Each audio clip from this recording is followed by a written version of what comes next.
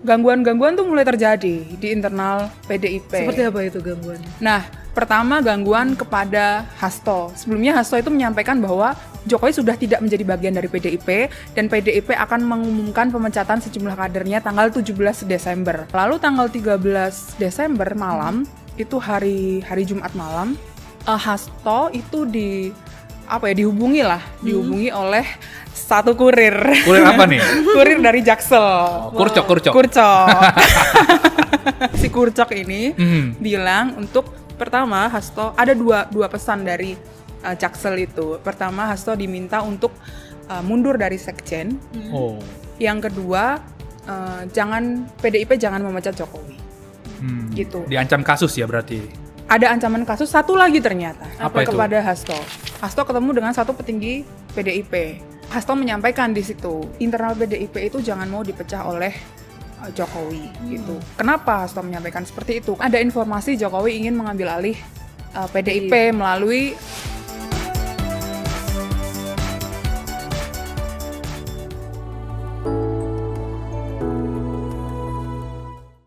Mas Bobi datang ke saya untuk mencalonkan sebagai wali kota. Maka kemudian saya punya inisiatif untuk membekali beliau. Diam-diam kami sekolahkan ke Banyuwangi. Belajar dulu.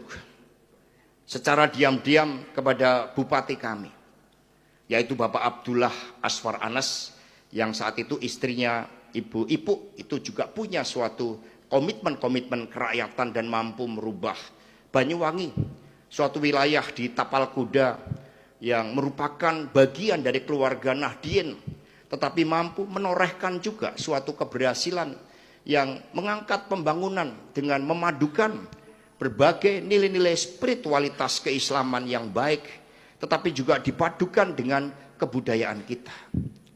Bahkan kemudian sampai kami juga mengorbankan ketika ada salah seorang kader kami.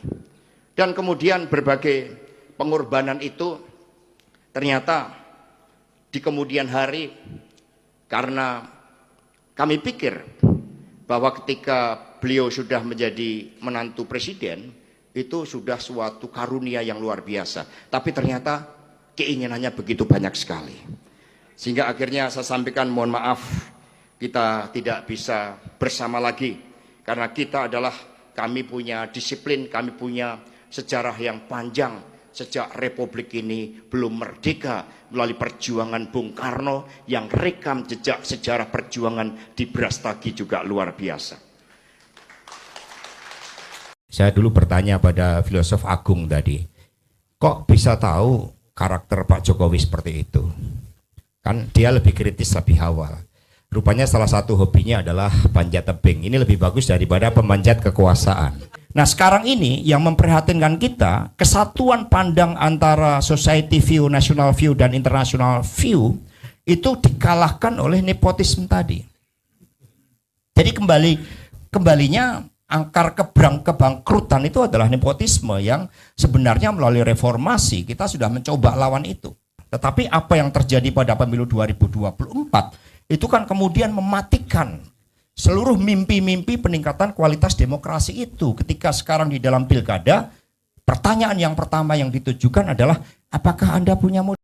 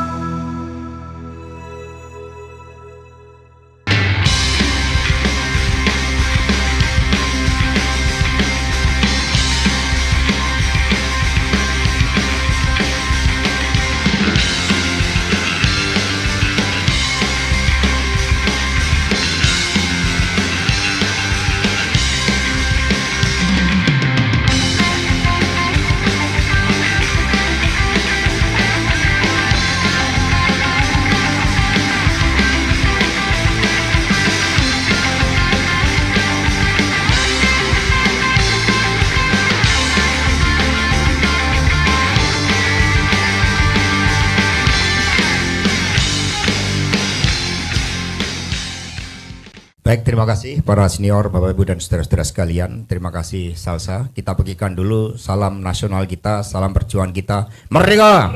Merdeka! Merdeka! Terima kasih juga rekan-rekan pers. Salsa ini ternyata dalam usianya yang muda sangat progresif, sehingga nanti dia bisa menjadi suatu sintesa antara pemikiran Bung Rocky, Mas Jumhur, kemudian juga Pak Syahganda, dan juga apa yang juga saya sampaikan. Cocok menjadi kader progresif dari PDI Perjuangan. Kita lamar nanti.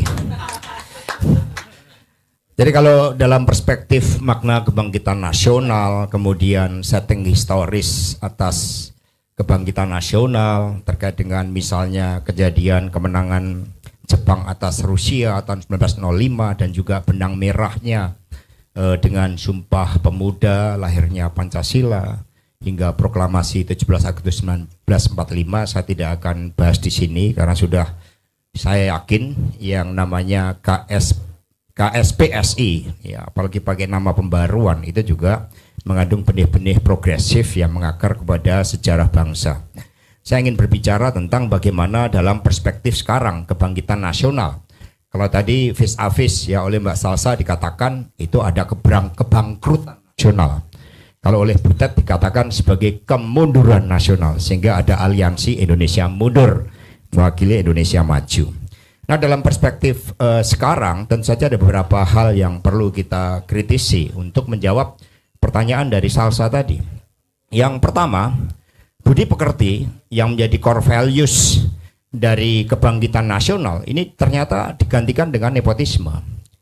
Nah, saya banyak bicara dengan Mas Rocky Gerung akhir-akhir ini. Saya dulu bertanya pada filosof agung tadi, kok bisa tahu karakter Pak Jokowi seperti itu? Kan dia lebih kritis, lebih awal. Rupanya salah satu hobinya adalah panjat tebing. Ini lebih bagus daripada pemanjat kekuasaan. Jadi Mas Rocky Gerung, terima kasih.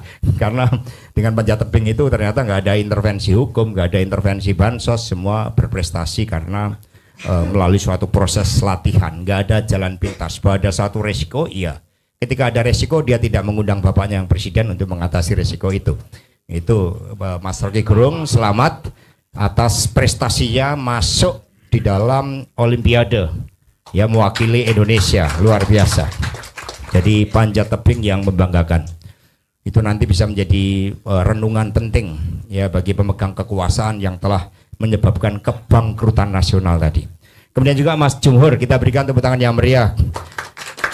Saya beberapa hari yang lalu menerima WA dari beliau, sangat kaget itu karena ketika menerima WA dari Bang Jumhur itu negara dalam keadaan krisis. Nah, itu sehingga diperlukan masa aksi.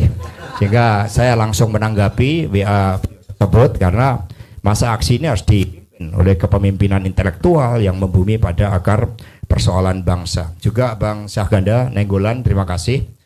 Pernah menyatakan mau menjadi caleg PDI tapi tidak jadi, ragu-ragu apakah PDI Perjuangan bisa melakukan pelembagaan partai. Kami jawab bisa, Bang. Sehingga terbukti meskipun kami penuh dengan luka di dalam pemilu 2024, itu pada akhirnya rakyat bisa memberikan kepercayaan menang 3 kali berturut-turut.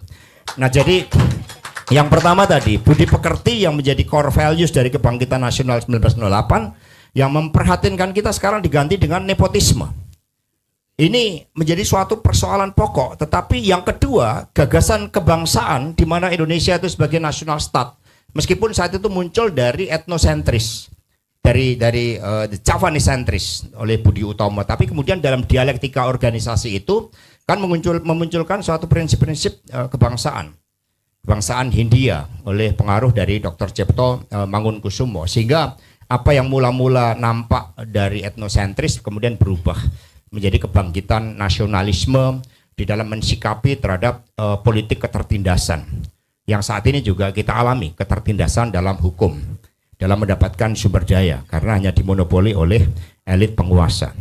Itu yang harus kita cermati, sehingga gagasan kebangsaan yang sebenarnya mampu menyatukan kita sebagai bangsa dengan satu jiwa, satu social consciousness of man tadi dikatakan oleh Bang Syahganda, juga ada satu kesatuan dengan tanah air yang menatap masa depan Indonesia terhadap dunia.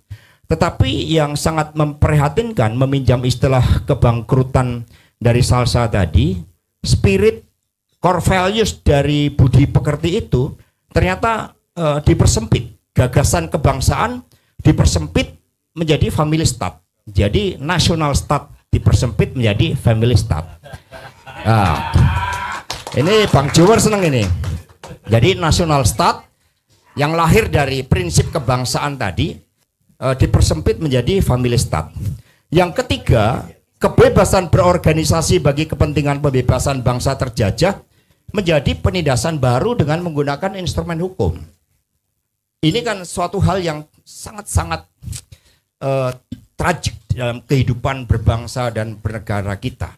Sangat menggugah seluruh instrumen rasa, pikiran, yang melahirkan semangat juang bahwa kebangkitan nasional harus kita munculkan kembali seluruh spiritnya, gagasannya untuk menghadapi suatu tantangan-tantangan baru. Tetapi ketika kita berbicara nasionalisme, ya itu sangat relevan. Justru kita mengkritisi termasuk pemimpin kita yang kemudian melupakan jati dirinya di dalam membangun kualitas demokrasi di Indonesia atas dasar mekanisme 5 tahunan secara langsung oleh rakyat yang berdaulat, ternyata kemudian dimanipulasi dengan berbagai cara, termasuk menggunakan instrumen hukum di Mahkamah Konstitusi. Sehingga ini kami yakin kebangkitan nasional kali ini akan membangkitkan kembali seluruh spirit kita untuk berbicara tentang bangsa dan negara kita.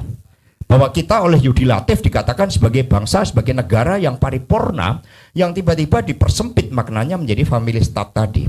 Inilah yang kami yakin akan memunculkan suatu nilai-nilai, suatu perjuangan yang baru untuk melakukan suatu koreksi. Dan yang ketiga, kalau kita gagasan kebangsaan tadi menjadi family state, yang ketiga adalah kebebasan berorganisasi menjadi instrumen hukum dan kekuasaan. Ini yang kita koreksi.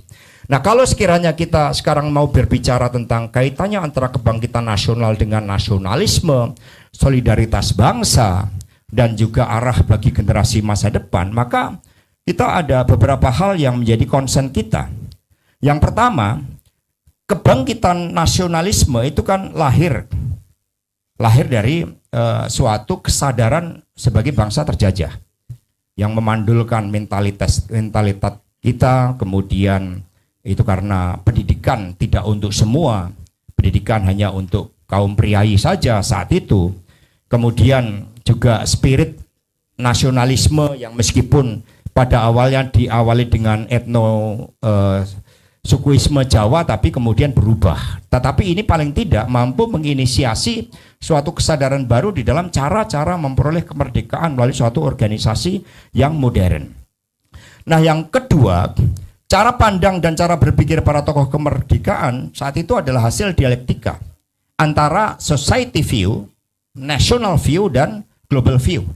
Ini kita bisa lihat dari Soekarno ketika berbicara tentang society view, misalnya bertemu dengan Pak Marhen, sosok petani yang mengapa dia miskin, yang lalu menjadi suatu tesis perjuangan dari Bung Karno. Dia miskin karena dia terjajah oleh tata pergaulan hidup yang menghisap.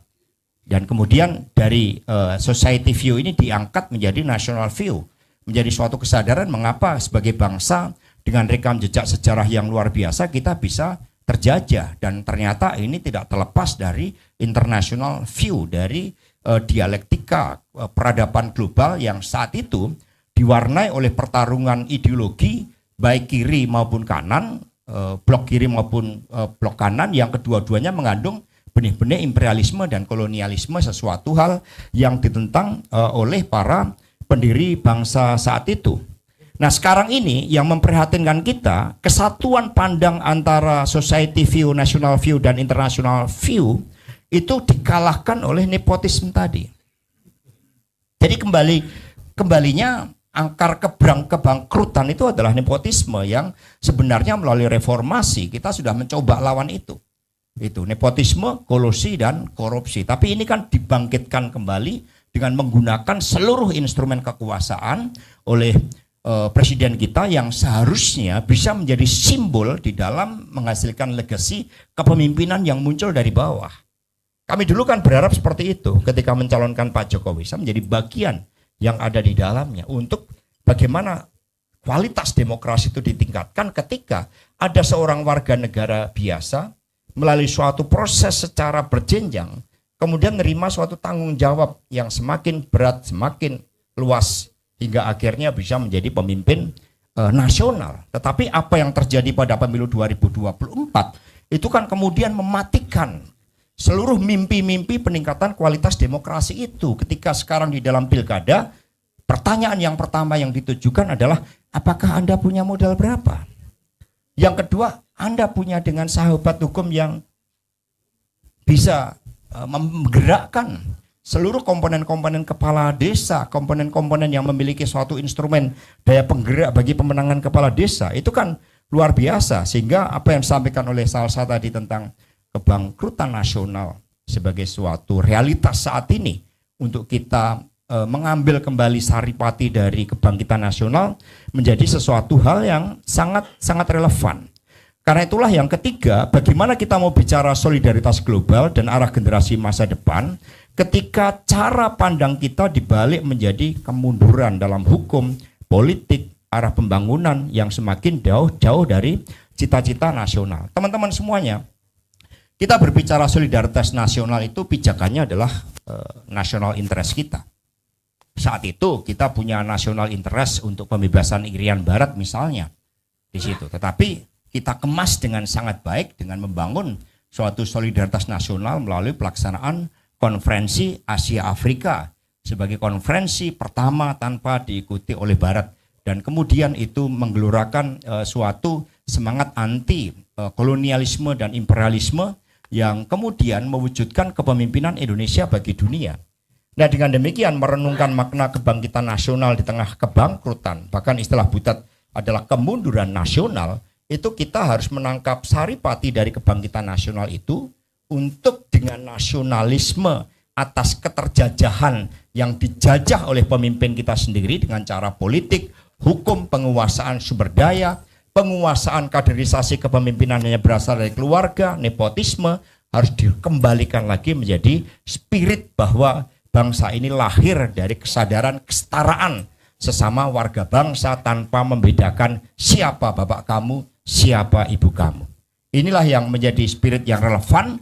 Dengan menggelorakan itu, maka kita sekaligus menumbuhkan suatu kesadaran tentang solidaritas antar bangsa, dan disitulah ruang bagi kepemimpinan Indonesia sangat terbuka lebar, karena sebenarnya ketika Indonesia lahir, kita ini punya suatu tekad untuk merevisi suatu sistem internasional yang anarkis untuk diubah menjadi sistem internasional yang dijauhkan dari berbagai bentuk aspek penjajahan, termasuk di antara bangsa sendiri.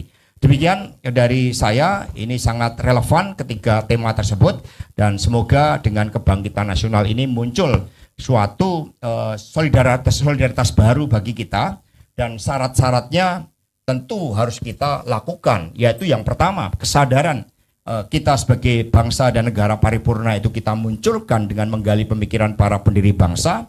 Yang kedua, ekosistemnya kita ciptakan sehingga lahirlah suatu kepemimpinan visioner, dan kepemimpinan visioner itu muncul dari suatu pendidikan yang kritis, sehingga kita memang memerlukan suatu filosof yang mengajarkan anak-anak kita bagi pendidikan yang kritis di dalam melihat berbagai realitas tersebut, dan kemudian mencari jawaban dengan dipandu oleh kepemimpinan intelektual yang menyatu dengan seluruh harapan dari rakyat Indonesia. Yang ketiga, ekosistem demokrasi harus diwujudkan, kebebasan pers, sehingga revisi terhadap undang-undang penyiaran yang kemudian mau mencoret terhadap investigatif jurnalisme itu harus ditolak.